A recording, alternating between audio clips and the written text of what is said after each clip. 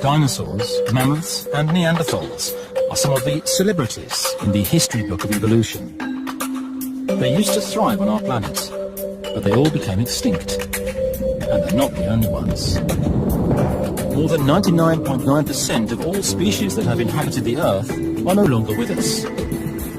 Our own species has only recently made its appearance on the evolutionary stage. Our large brain made it possible for us to colonize even the most remote corners of the world, and to grow to a population of more than 7 billion individuals. Some scientists argue that it has made us all but immune from extinction. Others say we are in even greater peril than ever before.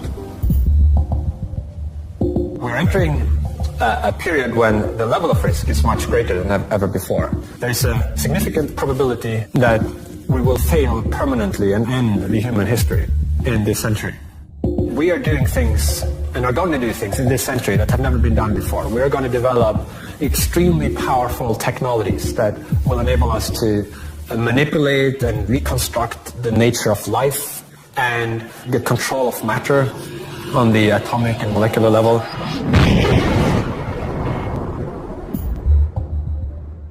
No one knows if humanity is at the beginning of its journey or approaching the end. It didn't take long for popular culture to develop a special genre around this subject. Now, even scientists are taking an interest in the disasters which could bring about the end for our species. For most of human history, there really wasn't that much we could do about existential risks. But now we've reached a point where, through our science, we are able to understand some of the things that could threaten our existence.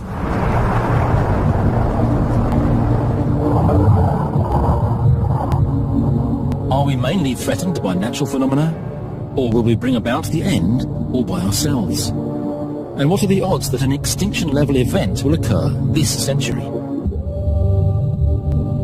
We'll be seeking answers to those questions.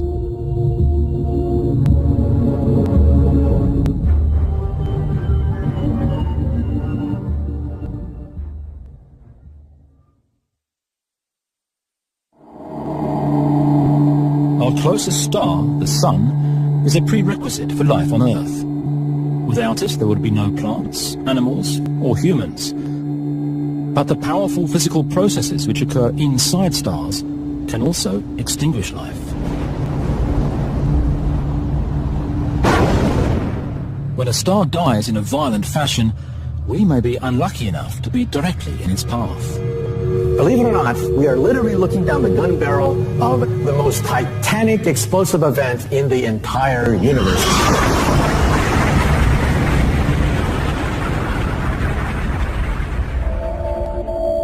On March 19th, 2008, instruments recorded a very distant stellar phenomenon that is unparalleled in the history of astronomy. The final phase during the life of a giant star. A supernova, powerful enough to produce a so-called gamma-ray burst. So here's a massive star. It collapses to form a black hole, and along the axis of rotation, energetic charged particles can go flying out at nearly the speed of light. They burst through the surface of the star, produce two oppositely directed jets, a gamma-ray burst. If a gamma-ray burst were to occur in our neighborhood, the consequences for us would be catastrophic. If that beam were to hit the Earth, first of all, it would wipe out our ozone layer, so that harmful radiation would go right to the surface of the Earth, and life itself would be endangered. One of at least 5 extinction-level events occurred on our planet 450 million years ago. More than 50% of all animal life on Earth was wiped out. According to one theory, a gamma-ray burst may have contributed to the disaster with its harmful cosmic radiation. If a gamma-ray burst devastated the Earth 450 million years ago, it may happen again. And scientists have discovered a star that is approaching the very end of its life, and that may produce an enormous gamma-ray burst at any time. This is WR104. Compared to the star that produced a gamma-ray burst in 2008, it is practically next door to us. And astronomers now know that its rotational axis is aligned within a few degrees of Earth. If WR104 were to send a gamma-ray burst towards us, it would have dire consequences for our planet. By the time the radiation hits here, it's going to be very much attenuated. But it'll be sufficient to cause disruptions in the upper atmosphere, enough to wipe out the ozone layer at the minimum. We would be subjected to dangerous levels of ultraviolet radiation, and the build-up of nitrogen compounds would result in acid rain. Crops would wither, the food chain would gradually collapse, life in the oceans would be extinguished, and so with the food chain of the Earth paralyzed, it means all life on Earth will begin to crumble. But a gamma-ray burst isn't the only threat we would be facing from a collapsing star. What is left after the explosion, a black hole, could cause even bigger problems. A black hole is the most monstrous, the most fantastic object in the entire universe, because everything that tries to come out goes right back into the black hole. Scientists have long known about the large black holes that form the central hubs in spiral galaxies. Our own solar system orbits a black hole in a stable orbit at a safe distance of 27,000 light-years. But the black hole that was discovered 10 years ago came as a shock to the scientific community. In 2001, we were looking at the night sky, and something was passing in front of the stars. Starlight was distorted. Something was moving in front of the stars that was invisible. We tracked it, and we find, oh my God, it's a wandering black hole. Black holes are not stationary. They actually can wander throughout the galaxy. And we began to realize there's a new threat. Wandering black holes that are totally unpredictable. Scientists now believe that there are thousands of wandering black holes in our galaxy. These leftover remnants of supernovas have been hurled out in every direction throughout the Milky Way. They can collide with other black holes to be flung out in different directions. So that's what we think happened here. It was probably a collision of some sort that then drove this black hole into an orbit around the Milky Way galaxy. If a black hole were to pass through our solar system, we would be in immediate danger. If a black hole starts to get close to our solar system, we would know that the outer planets, their orbits are distorted. They begin to wobble. Once the black hole passes by Saturn, it would start to affect the Earth's orbit. It would push the Earth towards the Sun, or push us out into space. And it might devour us completely. But for that to occur, the cosmic vacuum cleaner would have to come within a measly few hundred kilometers of Earth.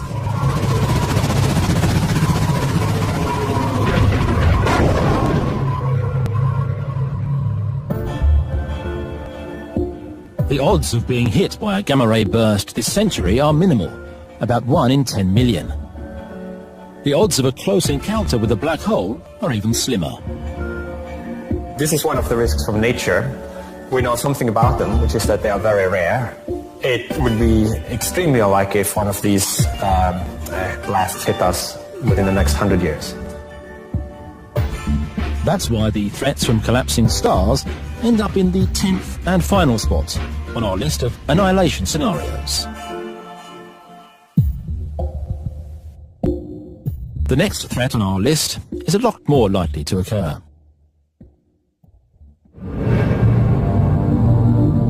No one noticed as it came hurling towards us a few years ago, and no instruments caught it as it passed us by, at a distance less than a third of the way to the moon. It wasn't until 3 days after the close miss that the large asteroid 2002 MN was discovered. If its orbit had been just slightly different, it would have hit Earth with enough force to wipe out a city like, for example, Stockholm. There would have been no warning, and the results would have been devastating. And Finny, everybody in Stockholm is dead.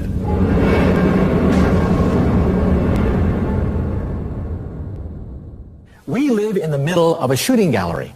There are things whizzing by all the time that we are totally oblivious about. At night, if you could somehow illuminate all the objects that are drifting by the Earth, you'd be shocked.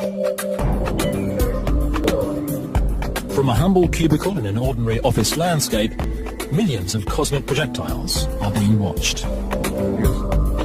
Here's my office here. This is a diagram of where some of the potentially hazardous asteroids are right now. If we plot the orbits of these asteroids, Now you can see that we have a lot to worry about. Paul Jodas's morning routine would make anyone wish they'd stayed in bed. Automated software allows for information regarding newly discovered asteroids which may impact Earth to be sent directly to his inbox. So we have, for example, a new object was discovered which has a possibility of an Earth impact in the year 2071 with a probability of about 3 in a million.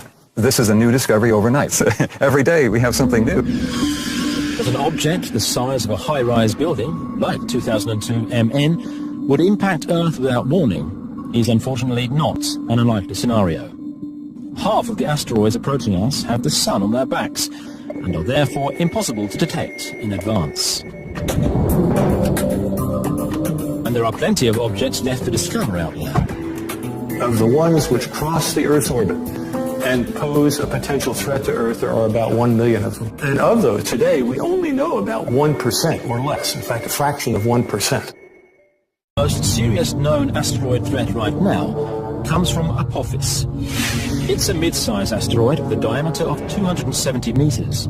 It weighs 20 million tons and could eradicate not only Stockholm, but all of Northern Europe, as it would release enough energy to match 65,000 Hiroshima bombs.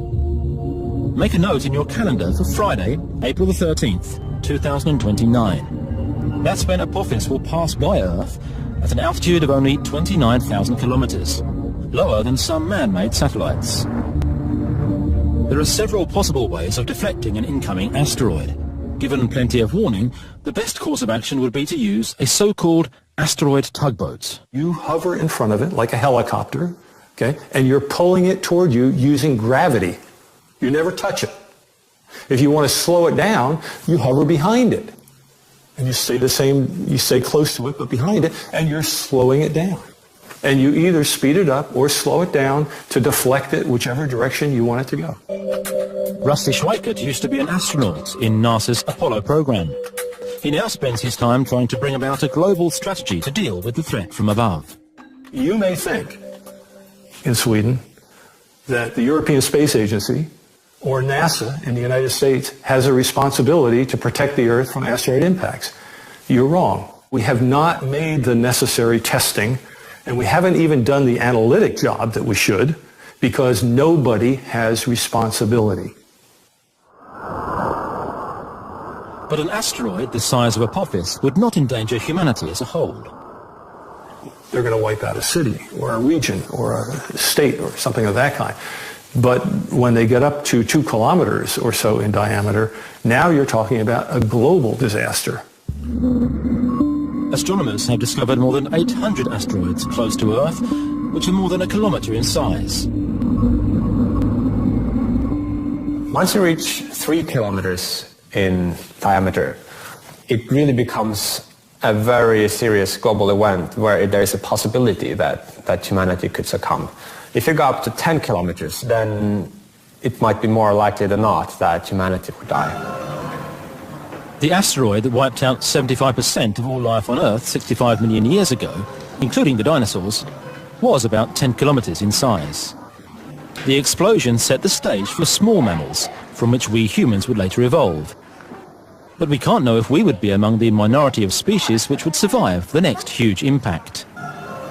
You would have, obviously, an immense shock during the actual impact, but with a large asteroid strike, it could inject a lot of soot and aerosols into the atmosphere, which would block out the sunlight, and you could get a long period of darkness and below freezing temperatures around the globe. And it's probably through these climatic effects in the aftermath that the last human survivors would perish. Well, there's a good one today, JU-39. Okay, check it out. In all probability, none of the larger asteroids will be on a collision course with Earth in the immediate future. The real threat to humanity comes from another direction. The real danger is not asteroids so much, because we track them. They go around the sun in very periodic orbits. The danger is comets.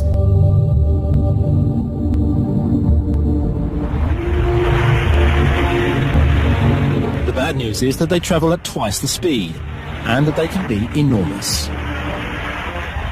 They could be as big as Pluto. We now realize that Pluto itself is not really a planet. It's a comet, an overgrown comet. And beyond Pluto, we think there are other objects just as big as Pluto.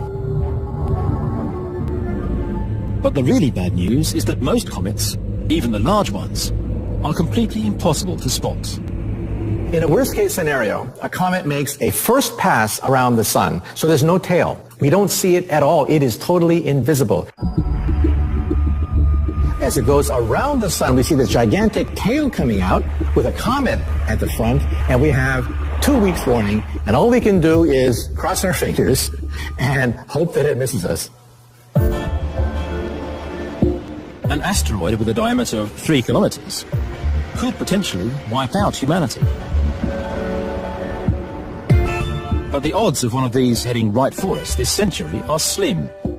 And so the threat from space projectiles ends up as number 9 on our Doomsday list.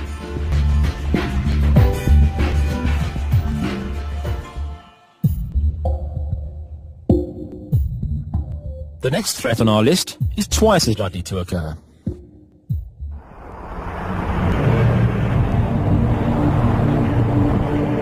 When the Earth's interior awakes, it's best to stay clear.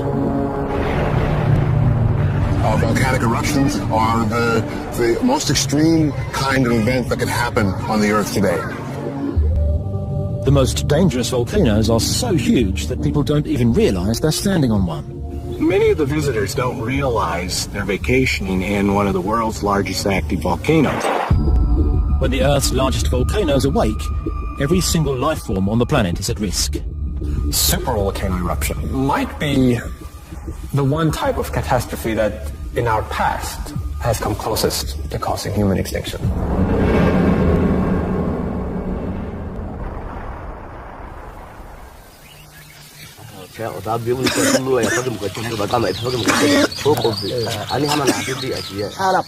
Times were hard for the people who inhabited the Earth 75,000 years ago. One of the Earth's recurring cold periods had begun. The temperature was dropping, and things were about to take a turn for the worse. On the other side of the world, on the island of Sumatra, an enormous volcanic eruption occurred. The volcano called Toba pumped out several thousand cubic kilometers of magma and sulfurous gas into the atmosphere. Our ancestors in East Africa would have seen the sky growing darker. You would have seen the sun much, much dimmer. The sky would be almost overcast. Global temperatures dropped. It would have been freezing temperatures at the equator. Scientists believe that the volcanic winter caused by Toba's eruption lasted more than 5 years, and that it almost led to a total disaster for humanity. We know that from modern genetic studies of human beings that we went through a population narrowing about 75,000 years ago, about the time when the Toba eruption happened. We reduced the numbers to maybe a few thousand individuals. It's been described as humanity's most critical hour. Really, the human species then was teetering on the brink of extinction. So according to the Toba catastrophe theory, this immense supervolcano was responsible for virtually, almost causing the extinction of the human species. And eruptions of this magnitude are not just things of the past. For volcanoes, especially supervolcanoes, it's not a question of if there's going to be another eruption. It's just a question of when the eruption will be. The main candidate for the next super eruption is actually also one of the world's most visited tourist spots.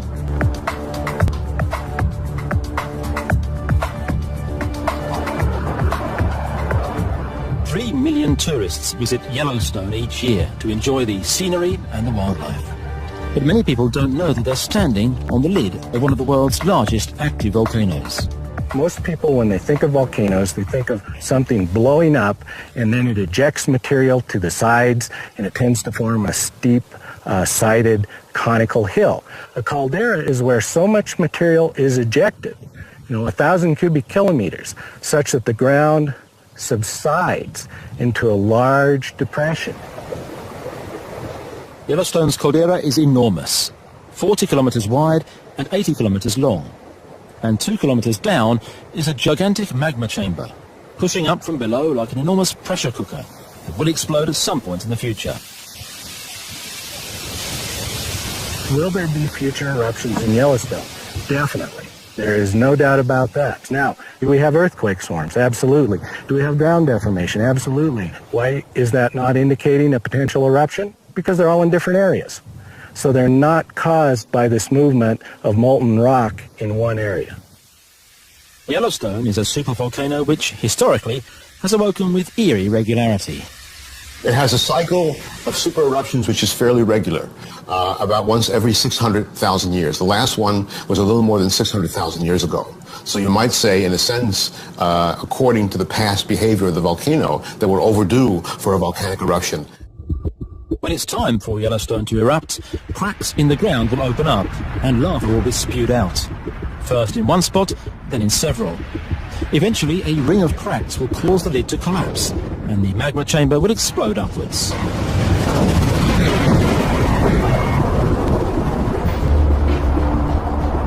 An enormous cloud of grey gas will be formed as the volcano erupts. This is called a pyroclastic flow, and it consists of superheated steam. It spreads in all directions, travelling at several hundred kilometers per hour. Nothing in its path can survive. This is Bozeman, the fastest growing city in Montana, and a natural starting point for a visit to Yellowstone. It's 100 kilometers away, but it will be eradicated by the pyroclastic flow.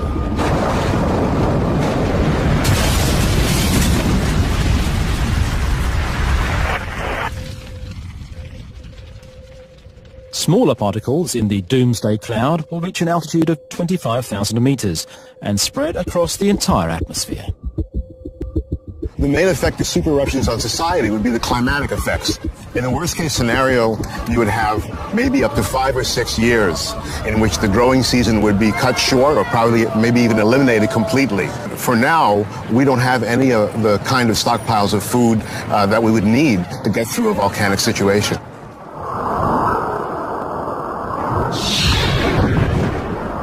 An incoming asteroid might be deflected, and diplomacy can avert a full-scale nuclear war. But there's no stopping a supervolcano.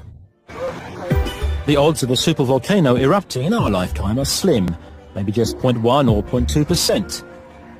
And hopefully, enough of us will survive to restart civilization.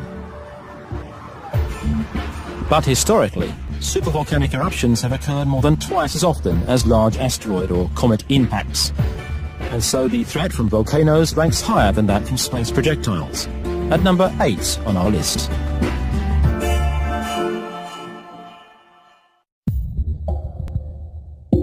The next item on our list is in the category of unknown threats.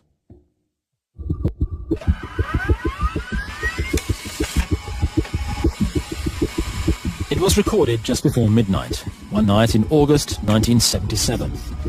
A signal that caused the instruments at Ohio State University's radio telescope to spike. The signal came from a spot in the sky just east of the star constellation known as Sagittarius, 220 light-years away.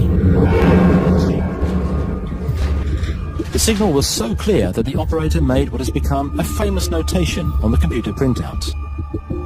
What made the wow signal interesting is that the signal shape, the way the signal went up and down with time, perfectly mimicked the kind of shape you would expect from a signal coming from one spot on the sky, moving with the stars.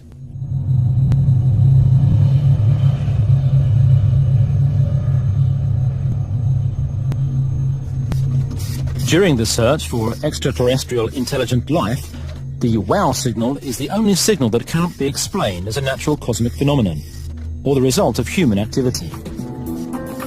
In the case of the wow signal, of course, we don't know what it was. It was never seen again. Could they be out there?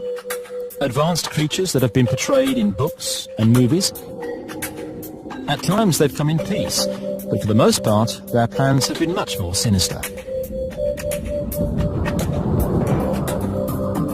All right, here we go. This is our first exposure of the night. go. We're shooting. No one knows if there is life on other planets. But given the rapid advances being made in astronomy, it's most likely to be only a matter of time before we know the answer.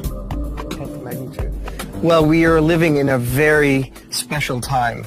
And now, finally, for the first time in human history, we have a chance to find the first Earth-like planets orbiting other stars and find some of those Earth-like planets that are habitable, suitable for life as we know it.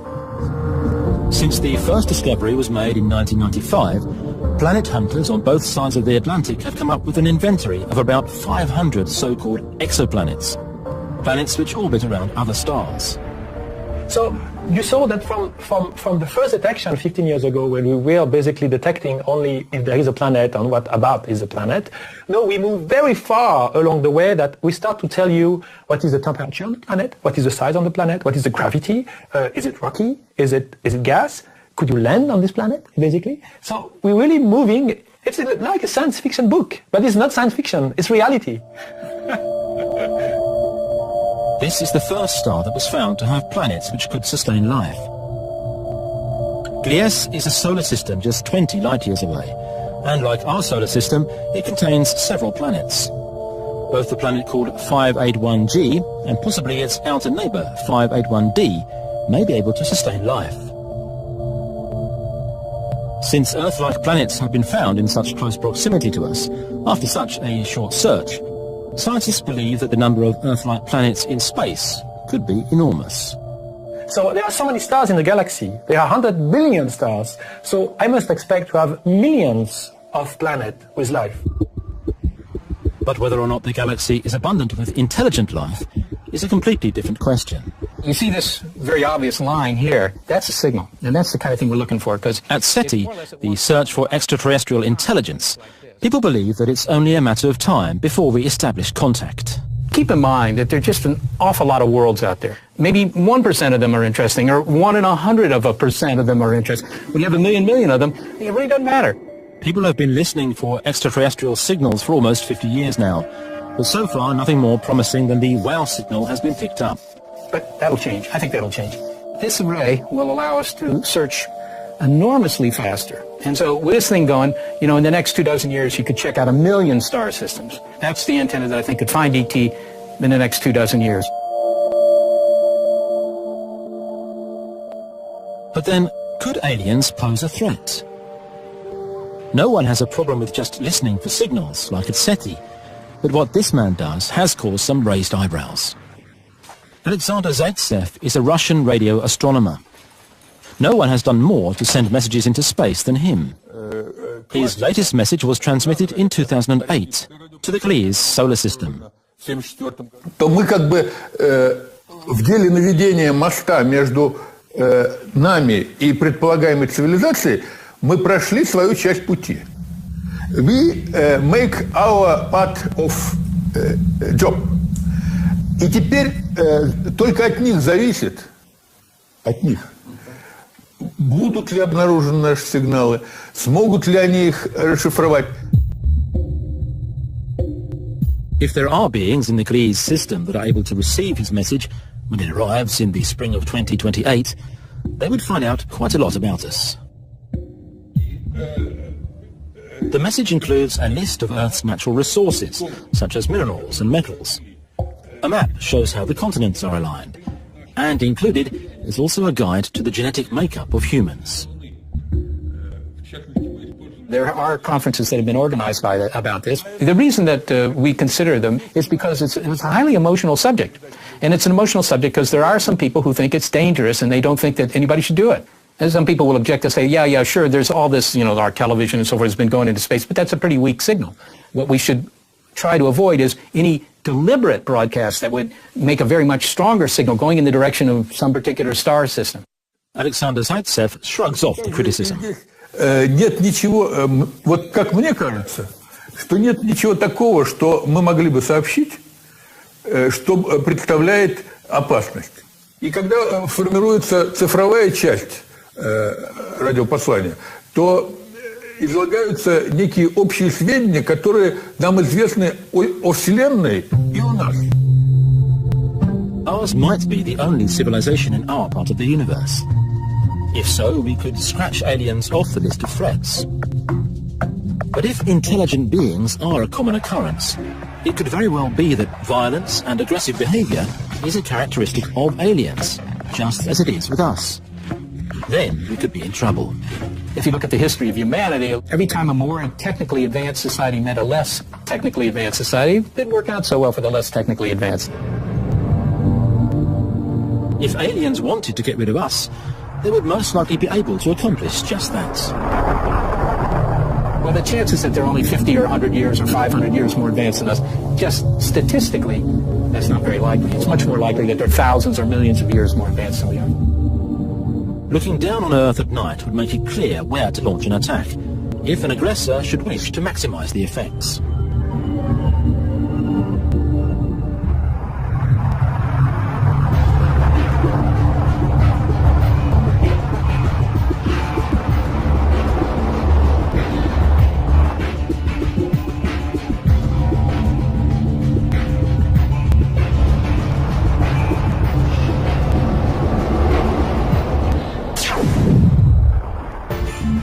Since we most likely wouldn't survive an encounter with aggressive aliens, this threat ranks as number 7 on our Doomsday list.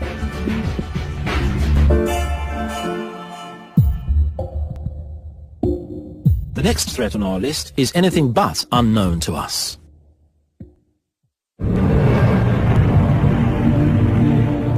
In many ways, these are the most successful entities on Earth: bacteria, parasites, and viruses. Every single animal or plant has its own virus strains. The host animal can often coexist peacefully with its inner companions, but not always. Among the global catastrophic risks, natural pandemics is up at or very near the top. They have killed us in large numbers throughout history, and they will do so again. Now, with global travel, a pandemic could spread very quickly to all parts of the globe. So our past track record of surviving these events cannot give us a 100% guarantee that these will not occur and be universally deadly in the future.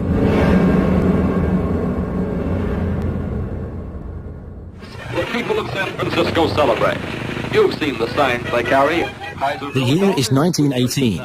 People all over the world celebrate the end of World War I, like here on Market Street in San Francisco. A 4-year-long war is finally over. But as the war is ending, the real enemy appears. A lot more deadly than artillery shells or poison gas. Looking closely at the celebration, you notice that people are wearing face masks.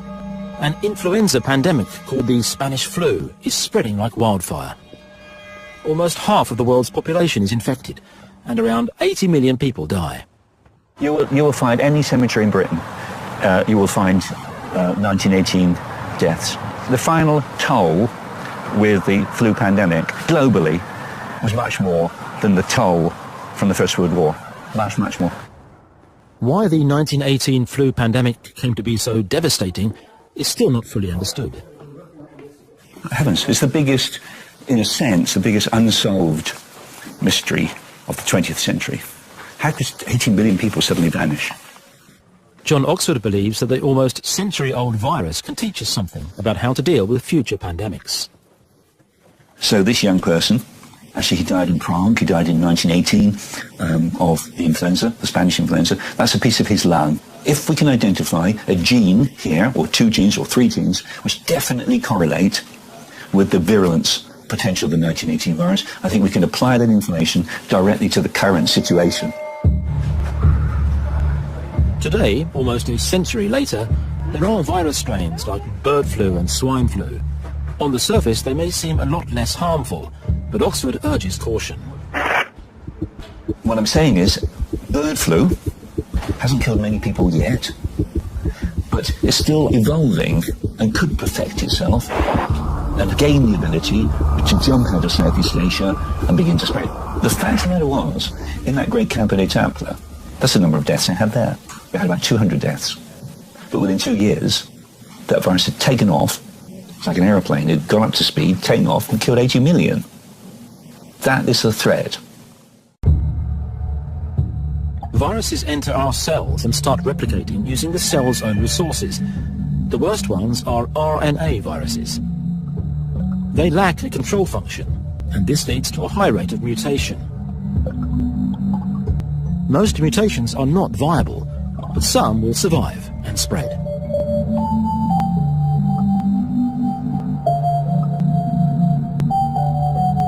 It's like Darwin. That's the situation. You know, the survival of the fittest. And this virus makes sure, by throwing off all these mutants, that there will be one mutant that is the big boy on the block. It is the most fit virus, and it's that one which will take off. Things get worse when an RNA virus from another host animal infects us. Different virus strains can combine, and the result will be virus strains that the body's immune system is completely unfamiliar with. The HIV virus made its way to humans from monkeys a century ago. SARS and Ebola originated in bats. A virus that makes the leap from animals to humans is called a zoonosis, and virus hunters like Nathan Wolfe keep discovering new ones. Sometimes pets, wild animal pets, are kept in villages, which means maybe bites. Children get bites, people get bites. When you hunt and butcher animals, you actually are going to have a tremendous amount of potential for contact with the full range of blood and body fluids that potentially could harbor these infectious diseases. Scientists at the Royal Institute of Technology in Stockholm have access to powerful virus-spreading simulation software, and they've used this to establish how society would be able to deal with a pandemic on the order of the 1918 flu pandemic. And it's not a pretty picture. Det här scenariot då är ju en person smittad i Sydostasien som anländer till Arlanda.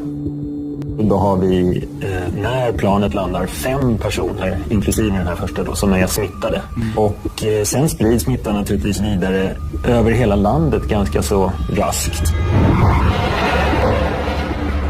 The virus spreads in homes and workplaces, but mostly where people gather in large crowds.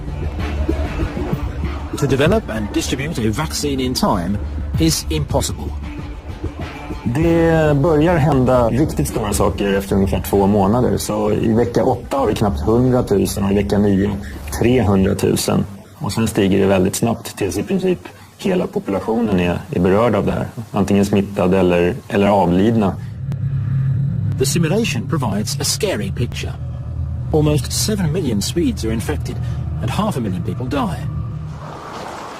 On a global scale, 70% of the world's population would become infected, and 1 billion people would die. But could we get virus strains which have the potential to cause even more death and devastation, or even threaten our very existence? What's to say that next time we wouldn't get something, say, with the virulence and lethality of Ebola, yet with the transmissibility of the common flu, and maybe with the incubation time of HIV/AIDS. If you did get something like that, clearly the results would be very nasty indeed. A diabolical virus could spread around the world like a Trojan horse, without us even noticing it, only to wipe us out at a later date. It's an unlikely scenario, but it cannot be ruled out. You should never underestimate a virus, any virus. Never, ever, ever. There seems to be no in principle reason why nature could not do this. It might require some improbable combination of evolutionary events. But as an existential risk, I think it's probably as large, or perhaps larger than any of the ones we've considered so far.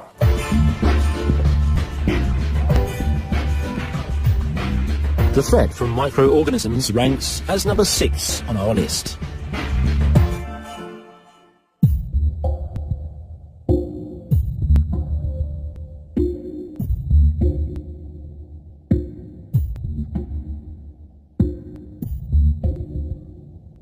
We went from tree-living monkeys to human in about 6 million years. Our path to this point has been lined by disasters and death. Dangerous predators, recurring droughts and ice ages reduced our numbers. But a small remnant always managed to survive and has brought us to where we are now. Considering that we have survived all the risks from nature for 100,000 years, it doesn't seem very likely that one of those would do us in within the next 100 years. And therefore, I believe that if we go extinct within the next 100 years, it is much more likely to be as a result of anthropogenic risks, risks of our own doing.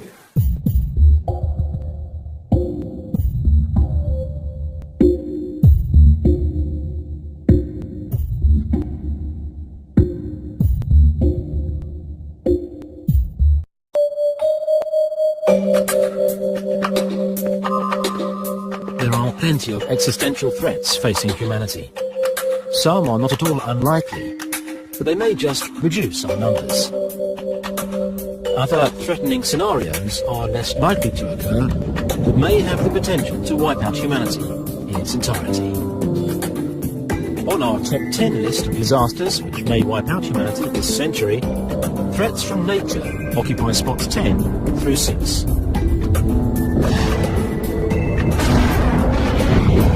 We have survived asteroid impacts, climate fluctuations, etc., etc. It doesn't seem very likely that one of those would do us in within the next 100 years. And therefore, I believe that if we go extinct within the next 100 years, it is much more likely to be as a result of anthropogenic risks, risks of our own doing. From a distance, the city of Pripyat looks like any other concrete city built in the Ukraine during the 1970s. But as you get up close, it's clear that something is amiss here. Not that long ago, tens of thousands of people lived here, but it was turned into a ghost city by a catastrophe caused by man. So now we're pretty close to reactor unit number 4. We'll make stop on The technicians at the nuclear power plant in Chernobyl did not wish to cause a disaster. They were simply experimenting to find out what would happen if they ran the power plant's turbines without an external power supply. The meltdown at Chernobyl on April 26, 1986, released high levels of radiation, rendering the area uninhabitable for centuries to come.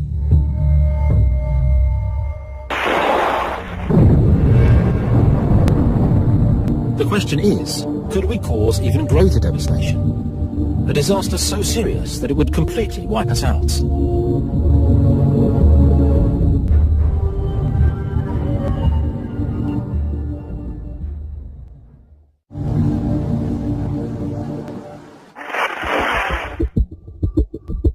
3 weeks before the atomic bomb was dropped on Hiroshima, the first nuclear weapons test ever was conducted in the desert in New Mexico. The so-called Trinity test on July the 16th, 1945, had caused a certain level of anxiety beforehand. As early as 1942, physicist Edward Teller argued that an atomic bomb could, in theory, start a chain reaction which would ignite the entire world's atmosphere. It's a little nuclear reaction happening in the bomb, but maybe all the atoms in the atmosphere could also sort of be dragged into this chain reaction. And the concern was taken seriously enough that there was actually a report commissioned and some physicists were set to the task of calculating whether this would happen. Scientists now know what it would take for Teller's doomsday scenario to become a reality. But at the time of the Trinity test, the physical effects had not been fully explored. In spite of this, the test was carried out. We now know it was physically impossible for it to happen. But it's still interesting to reflect just how confident would you have to be in your calculation in order for you to be willing to risk humanity's future on its correctness.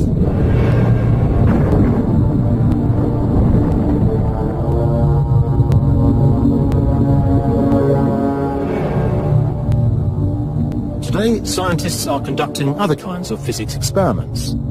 At CERN, outside Geneva, they have constructed an enormous particle accelerator in order to conduct experiments involving unprecedented energy levels. So this is the room from which we run and record good data coming from the collision of the two LHC beams.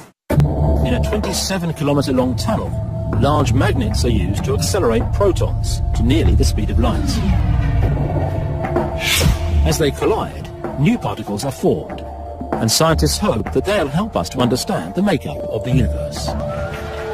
This footage is from March the 30th, 2010. People are excited about the particle accelerator just having set an unprecedented record. For the first time, two beams were accelerated up to a 3.5 TeV per beam, and we immediately saw in our detectors the results of these unprecedented collisions producing a sprays of particles in the experiment. And clearly we had the awareness that the new era in particle physics has started with exploration of a new territory. But there are those who believe that the experiments in Geneva will bring about the end of the world. The scientific progress that the Large Hadron Collider represents is enormous benefit, not only to particle physics, but to all kinds of theoretical physics. But we also want to make sure that the risks are assessed and known before we go forward with this. The cost of an undesired outcome is incredibly large. In this case, it would be the loss of the entire planet. And therefore, a number of people felt it was their civic duty, to the Earth, to humanity, to put a halt to things until this evaluation could be done properly. And Wagner has got support from this German professor. A physicist should always bend over backwards to try to find the weakest point in his own ideas. So I'm just one of those people who say, play it carefully. Otto Rössler maintains that the scientists at CERN took a risk on that day in March 2010. The energy of these collisions was raised by a factor of 4 against my warnings this year. And when these numbers become as high as planned, I once calculated a risk of about 8% that the Earth might be,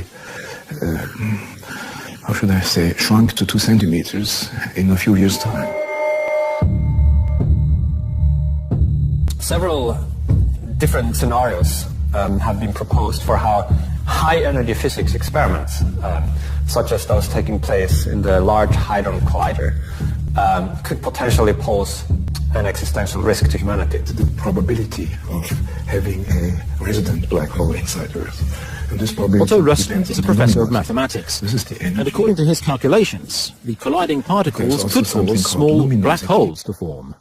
In this field of black hole theory, still new discoveries can be made, and I believe that my group made a discovery in that area. And black holes might be formed, very tiny ones, if at high enough energies of collision. So far, the accelerator is only run at energy levels which Rössler sees as acceptable. But this is about to change. We are making huge steps to go up in the intensity of the two beams. And actually, these days, we are making yet another step of a factor of 2 or 3 more intensity in the collisions. And this is what concerns me, because my results say that in this area there is a certain finite probability of disaster. Black holes are regions in space where gravity is so strong that not even light can escape. It is believed that there are large black holes in the center of galaxies, and that stars collapse into medium-sized black holes when they eventually run out of fuel. But in theory, a black hole could be infinitely small, and in that case one could be created in Geneva. According to Fabiola Ginotti, that's exactly what they're hoping to accomplish there. Let me tell right away that production of mini black holes will be a very important, a very nice discovery. So we are keen actually to produce black holes. These are particles that can be produced if there exist additional dimensions and microscopic additional dimensions. Then the production of mini black holes could be possible, but these mini black holes evaporate instantly, and so they will be completely harmless. But Rössler argues that man-made black holes would have properties not found in black holes in space. My results show that these little black holes will not disappear, and if they happen to be slow enough to stay inside Earth, they will eventually eat the Earth from the inside out. And the question then is only how long this will take. In Rössler's Doomsday scenario, the man-made black hole would drop right through the particle accelerator's containment field. Gravity would pull the hole towards the center of the Earth, where it would grow larger by absorbing the atoms surrounding it. First slowly, and then at an ever-increasing rate. It would just have the features of a quasar, meaning it would have two jets coming out in two directions, which eventually would come out of the Earth in both directions, and then people would know that there's this active machine inside, which is going to eat it inside out in a less short time.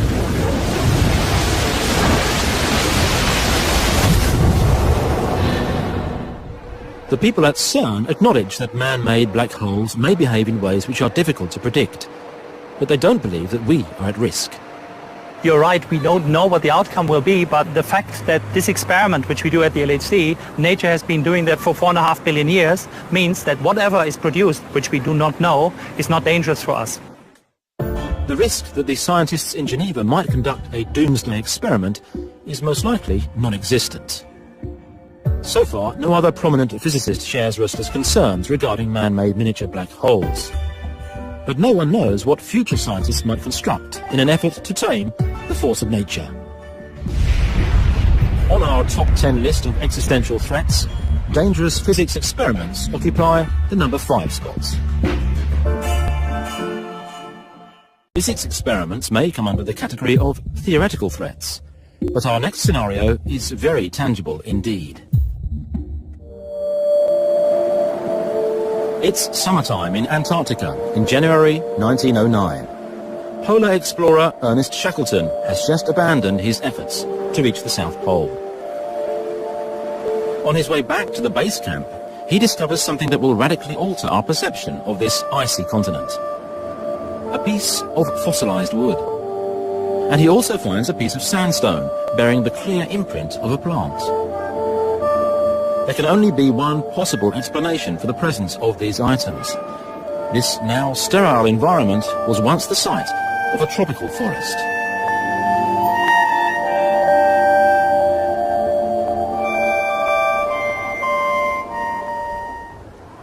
The climate of the Earth varies over time, a fact not well understood in Shackleton's time, but something we now know to be a fact.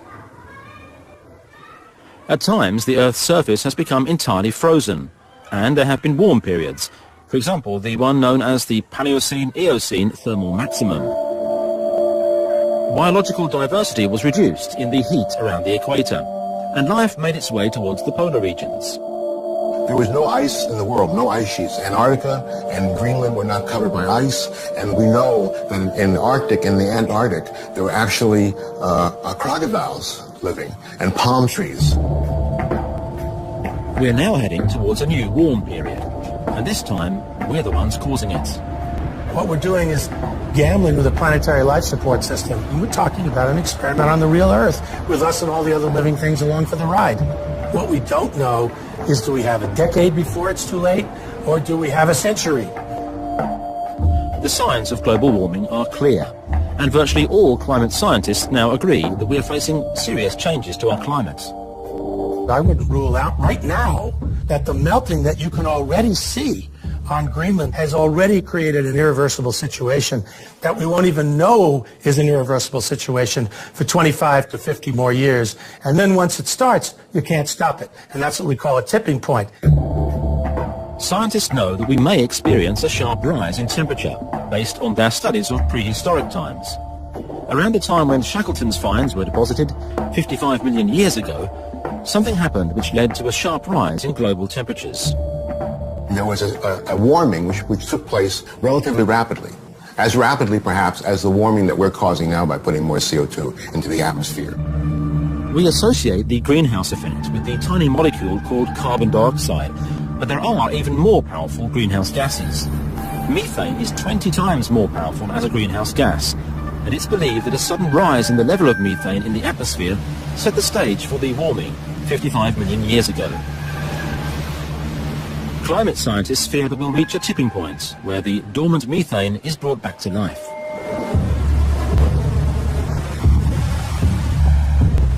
The greatest deposits of methane on Earth are found here, in the Siberian tundra and on the bottom of the East Siberian Sea. And no place on Earth is experiencing a sharper rise in temperature right now. It's not a good combination. Örjan Gustafsson at Stockholm University has recently been on an expedition to the East Siberian Sea. The consensus used to be that the permafrost kept the methane locked at the bottom of the sea, but Gustafsson found this not to be the case. Så det togs tusentals prover på många olika platser över det här stora området då.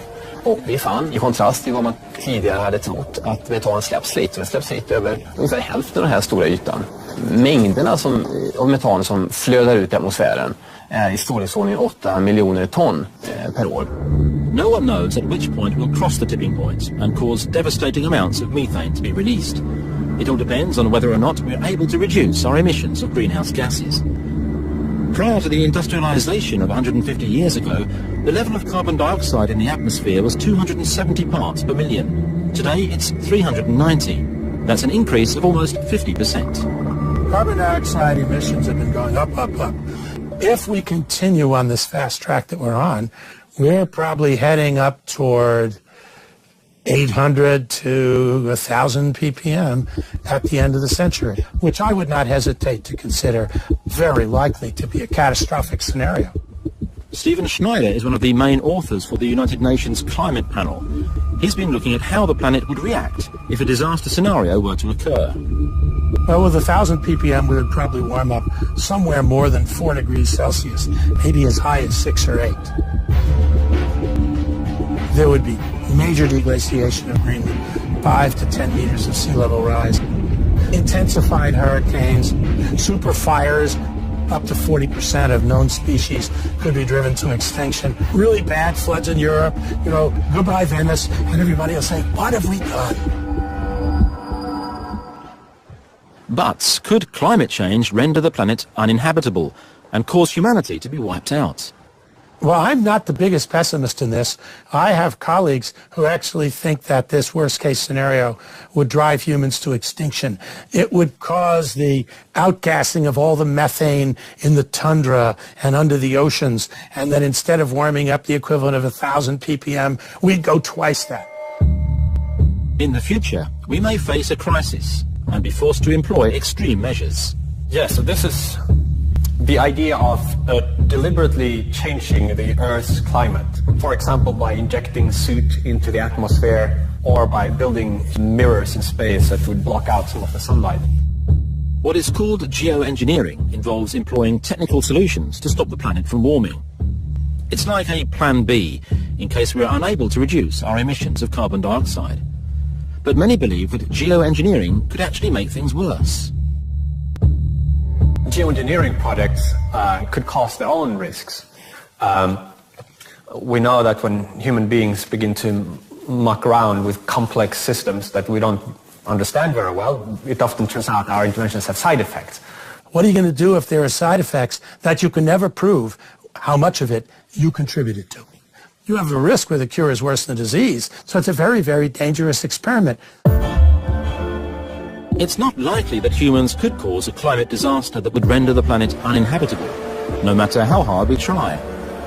But in the worst-case scenario, we may be forced to do what animals and plants did 55 million years ago, and move to an ice-free Antarctica.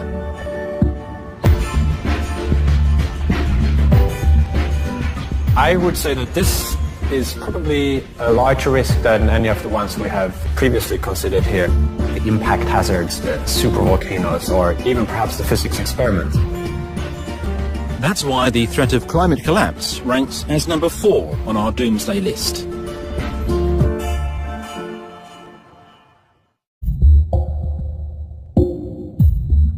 No threat has been more tangible in recent times than this next one.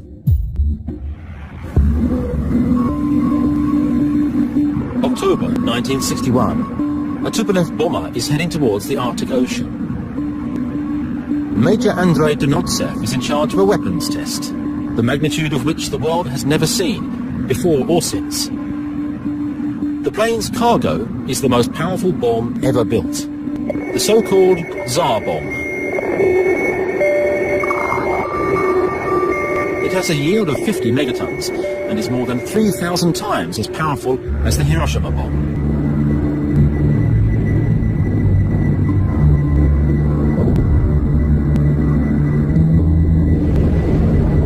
The mushroom cloud reaches an altitude of more than 60 kilometers, and the shock wave travels around the world 3 times before subsiding.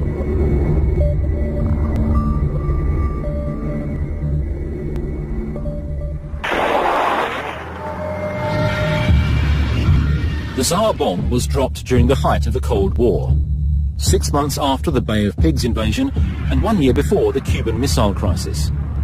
Conflicts which could have led to the start of World War III. At one point, there were more than 70,000 nuclear weapons in the world. Today's nuclear arsenals are much smaller, but there are still thousands of American and Russian missiles that can be launched by simply pushing a button.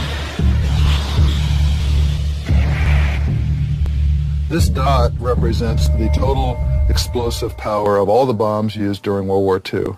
2 to 3 megatons explosive power, during which 50 million people died. The rest is the equivalent explosive power of the current nuclear arsenal. One would think that the explosive force and the deadly levels of radiation would pose the greatest threats in the event of a nuclear war. But the most serious consequences for humanity would be caused by something else.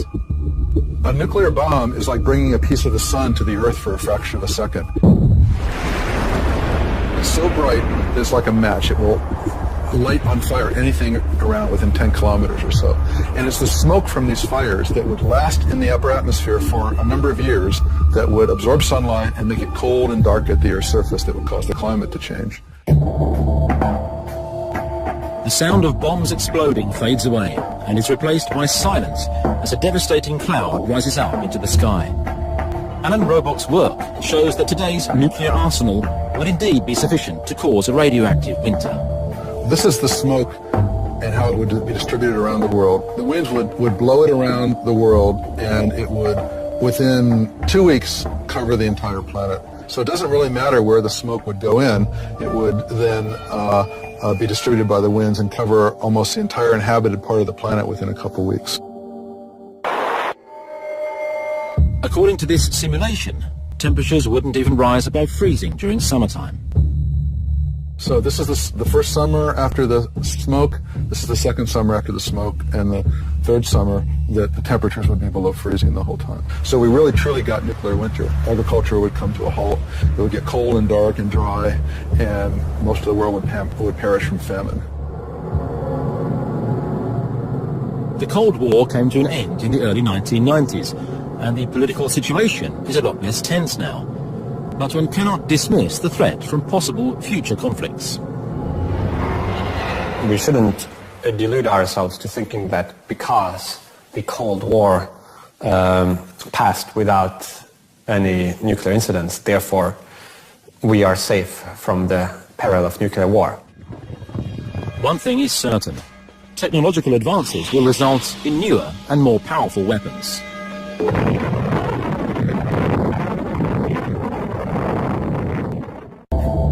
Future weapons may employ science that we cannot even see.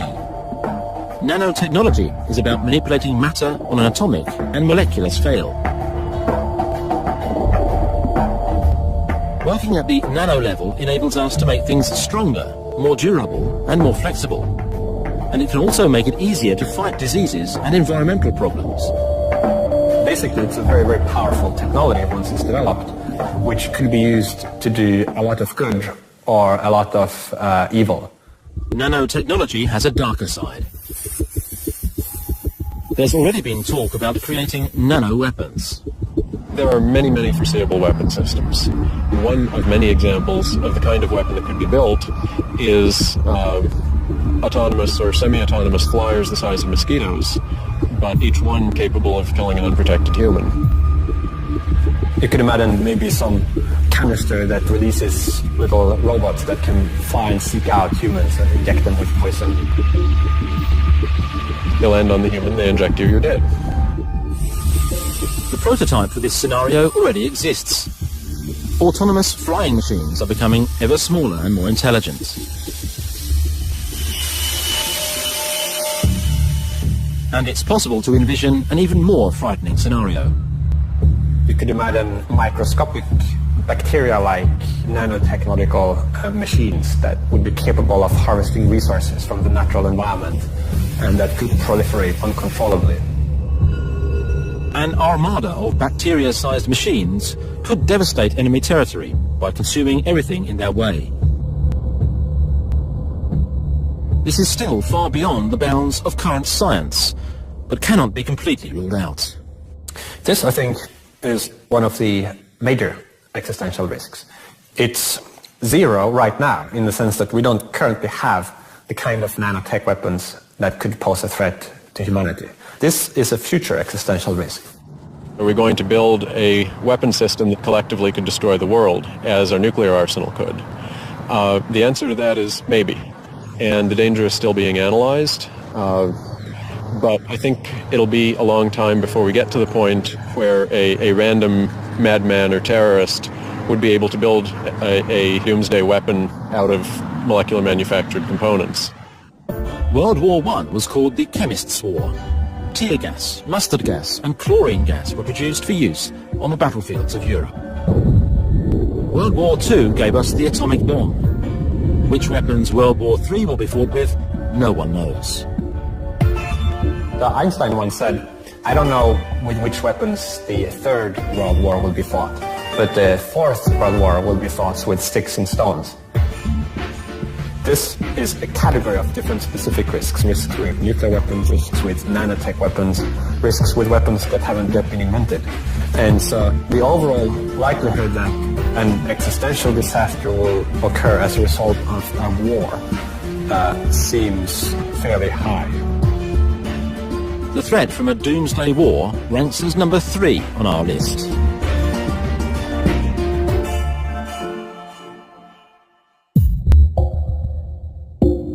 In spot number 2, we find a threat that still belongs in the category of science fiction.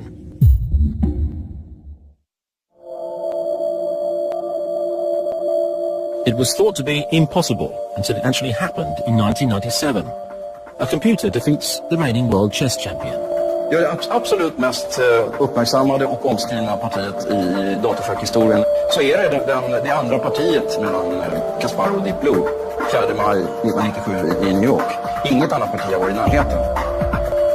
The supercomputer Deep Blue makes a move that catches Garry Kasparov completely off guard. Kasparov sets a trap, certain that the computer will fall for it. But the computer doesn't behave like those he's played against before. After 2 minutes of calculations, Deep Blue decides on a move that sets the stage for the world champion's downfall. Move 37 is completely unexpected, and later Kasparov could only state that the machine seemed to have displayed human intelligence.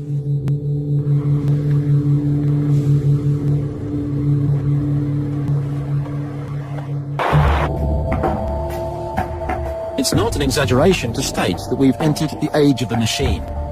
It would be impossible for us to go back to a world without computers and automation. Machines are essential for managing air traffic control, maintaining nuclear power plants, handling global communications, and controlling the world economy. Without them, our civilization would crumble. Those who fear that we're already at the mercy of machines will find even more things to fear in the future. There will be more machines, and they'll become even more advanced.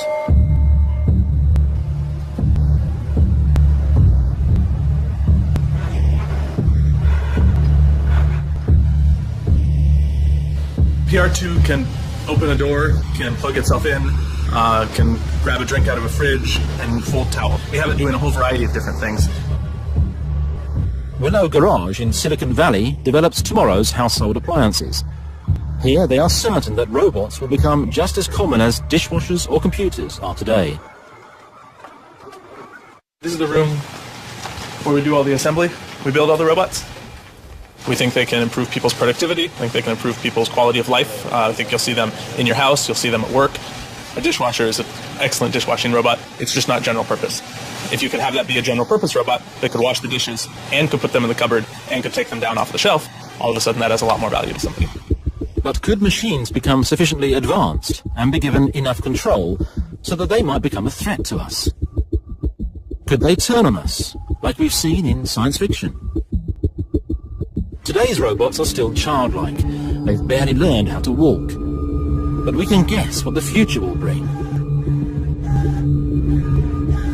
It's not hard to imagine that robots could handle weapons, and not just drinks and footballs. The military has long had unmanned aerial vehicles. Now ground robots are appearing on the battlefield. Military robots are becoming so common that conferences are organized to discuss the ethical problems resulting from using robots in times of war. People don't realize how many there are. There were very few in 2001, but now there's something like 7,000 robots being deployed in Afghanistan and Iraq. But the ones, and these are used for surveillance, they're used for bomb disposal, and we don't really object to those. What we really object to is weaponized, what we call weaponized platforms. That's robots carrying weapons. These can be remote controlled, but they can also operate completely on their own. When the robot spots a target, it sets up a firing solution within a fraction of a second. Then it waits, so far anyway, for a human order to fire. Part of the reason why these systems are autonomous is that there is a change in the tempo of warfare. There's no longer time to consult with humans sometime about engaging a target. That's a very serious concern. The question is, what level of authority are we going to give to these systems in terms of deciding whether to engage a target or not? But for fiction to become fact, and for the machines to turn on us, it will take more than brute force. They will have to become intelligent.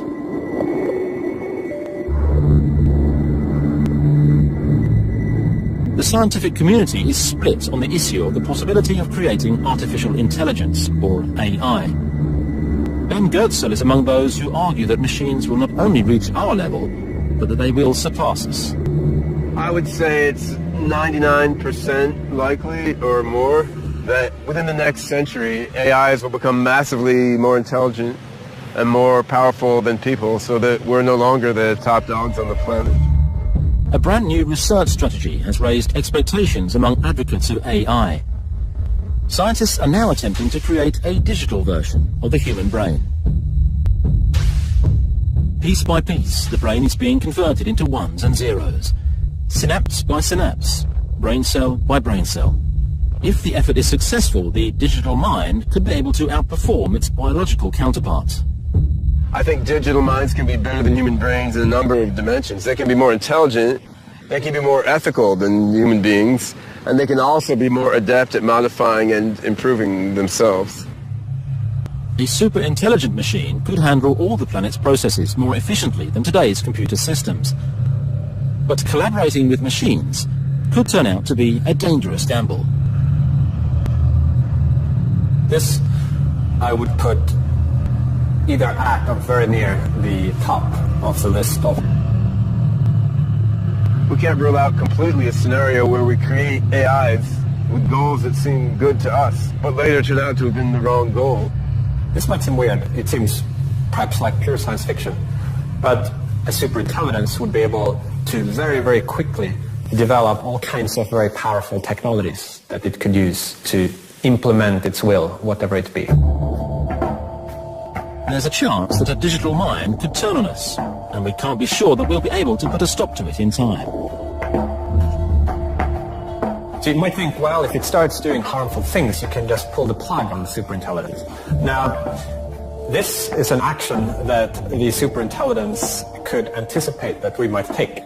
So it will view the scenario in which the plug is pulled as a complete failure to realize its goals, and therefore take actions to prevent this from occurring.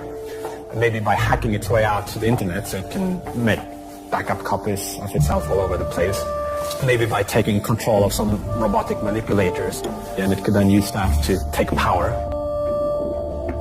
If we object, the artificial intelligence could employ the robots of the future to keep our hands away from the off switch.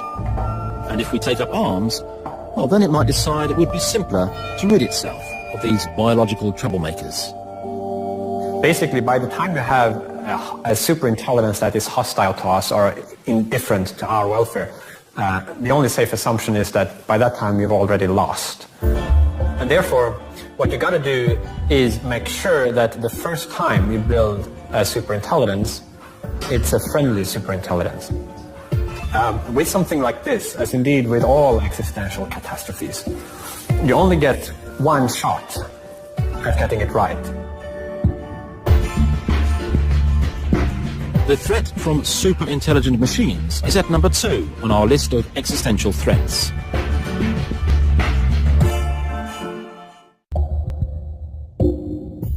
We've reached the number 1 spot on our list of doomsday scenarios.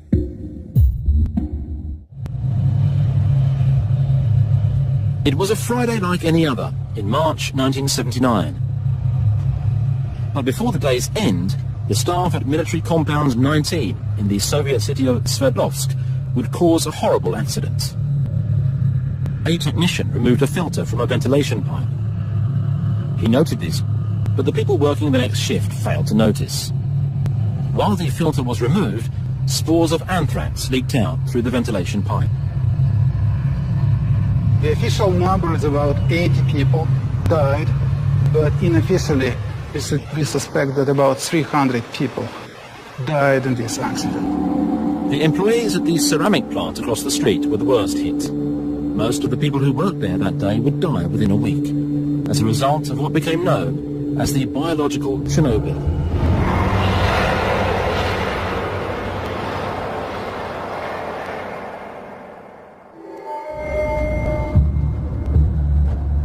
The superpowers of the Cold War have officially dismantled their biological weapon programs, but the ability to produce deadly microorganisms has not disappeared.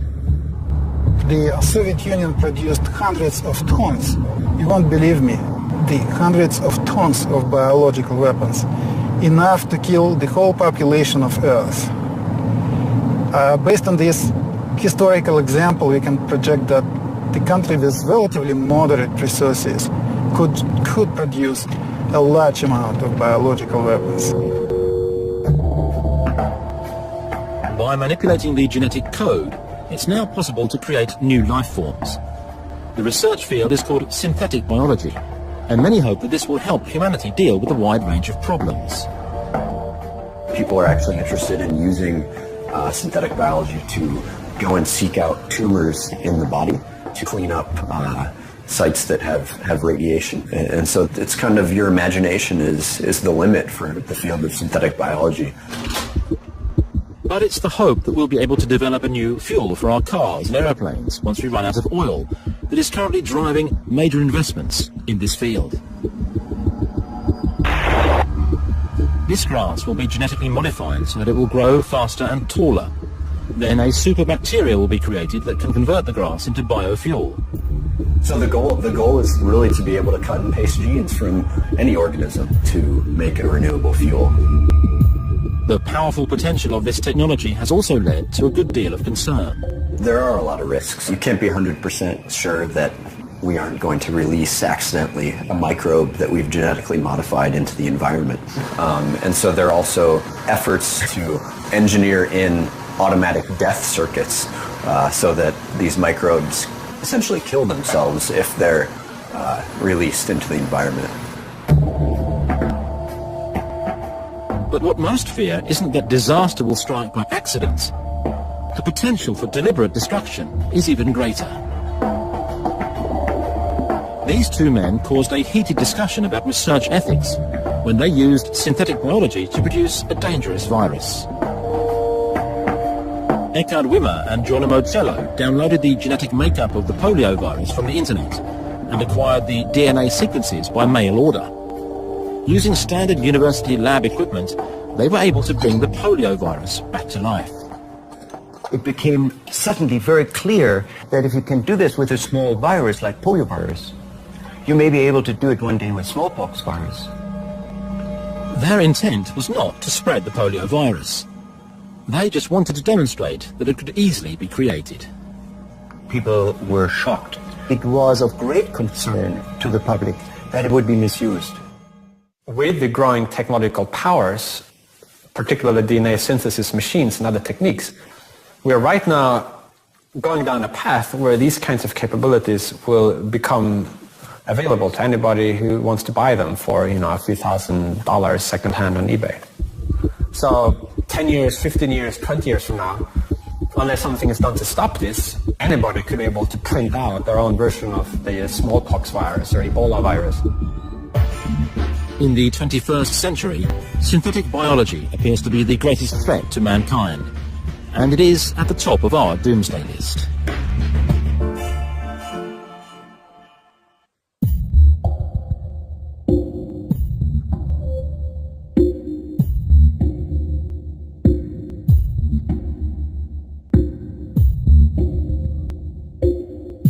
Our top 10 list of Doomsday scenarios is thereby complete. But there is actually one remaining threat that could be more serious than all of the others combined. There is an 11th card in the deck. Pripyat gives us the chance to observe one possible future. It shows us what a world without humans might look like. Whether mankind's journey will be long or short could depend on our ability to survive this century. If we make it through, from that point on, the risk of human extinction and existential catastrophe might decline, and the lifespan for the human species at that point might become extremely long, and the future of humanity could be far, far greater than our past.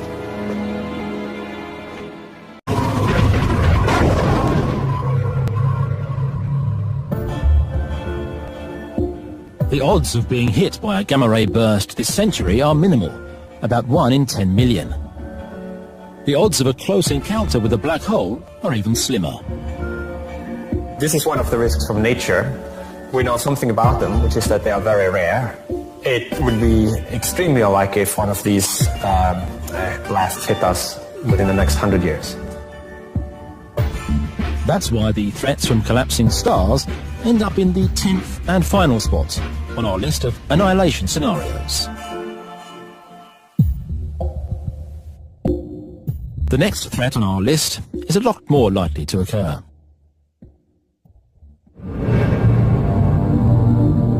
No one noticed as it came hurling towards us a few years ago, and no instruments caught it as it passed us by, at a distance less than a third of the way to the moon.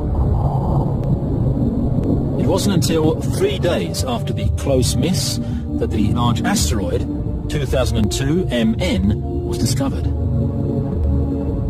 If its orbit had been just slightly different, it would have hit Earth with enough force to wipe out a city like, for example, Stockholm. There would have been no warning, and the results would have been devastating. And Finny, everybody in Stockholm is dead.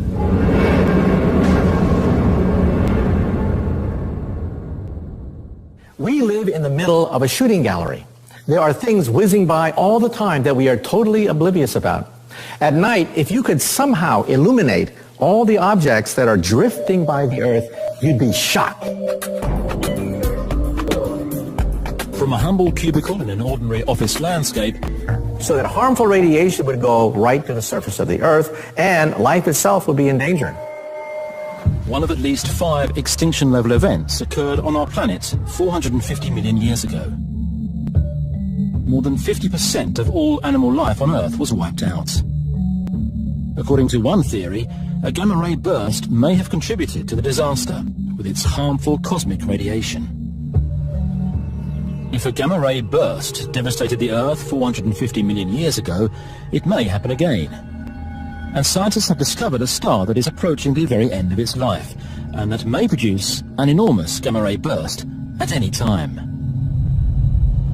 This is WR104. Compared to the star that produced a gamma-ray burst in 2008, it is practically next door to us. And astronomers now know that its rotational axis is aligned within a few degrees of Earth. If WR104 were to send a gamma-ray burst towards us, it would have dire consequences for our planet. By the time the radiation hits here, it's going to be very much attenuated. But it'll be sufficient to cause disruptions in the upper atmosphere, enough to wipe out the ozone layer at the minimum. We would be subjected to dangerous levels of ultraviolet radiation, and the build-up of nitrogen compounds would result in acid rain. Crops would wither, the food chain would gradually collapse, life in the oceans would be extinguished, and so with the food chain of the Earth paralyzed, it means all life on Earth will begin to crumble.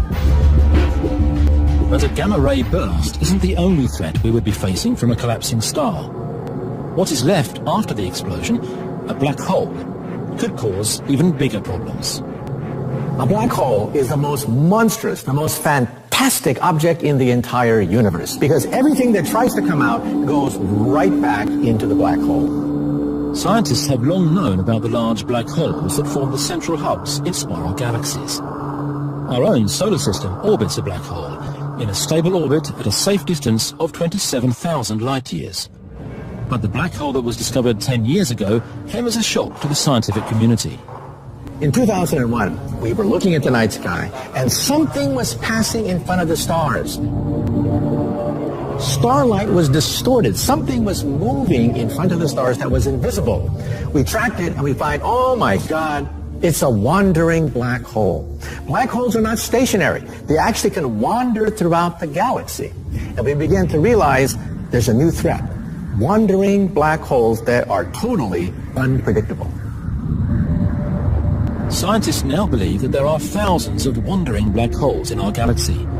These leftover remnants of supernovas have been hurled out in every direction throughout the Milky Way. They can collide with other black holes to be flung out in different directions. So that's what we think happened here. It was probably a collision of some sort that then drove this black hole into an orbit around the Milky Way galaxy.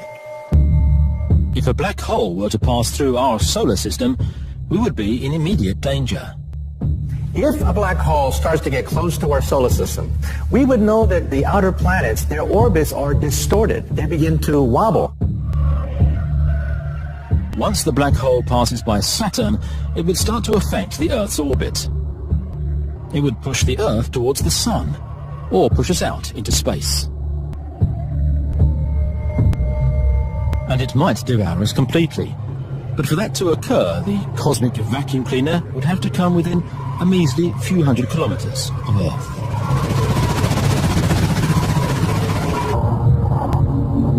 Are we mainly threatened by natural phenomena? Or will we bring about the end all by ourselves? And what are the odds that an extinction-level event will occur this century? We'll be seeking answers to those questions.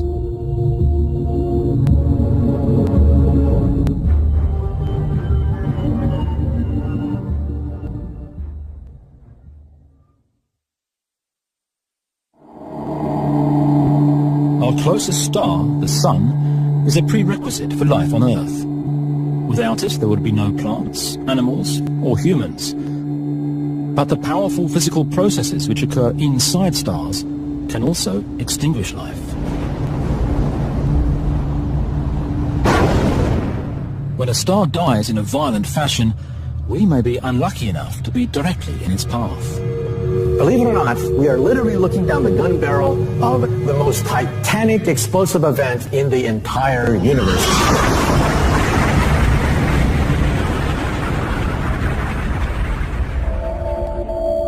On March 19th, 2008, instruments recorded a very distant stellar phenomenon that is unparalleled in the history of astronomy. The final phase during the life of a giant star.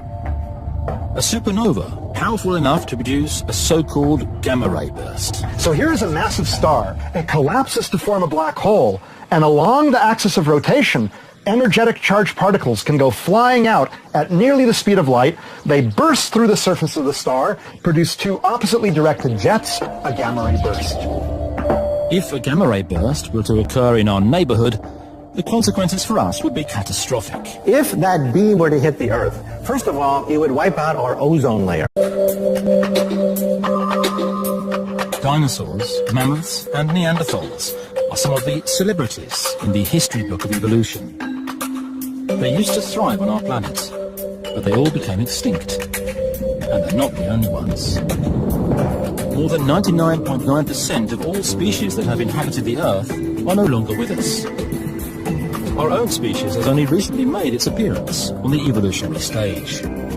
Our large brain made it possible for us to colonize even the most remote corners of the world, and to grow to a population of more than 7 billion individuals.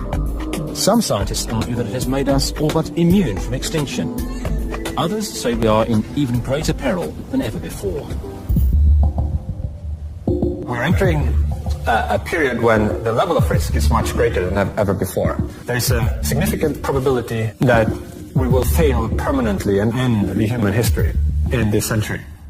we are doing things and are going to do things in this century that have never been done before. We are going to develop extremely powerful technologies that will enable us to manipulate and reconstruct the nature of life and get control of matter on the atomic and molecular level.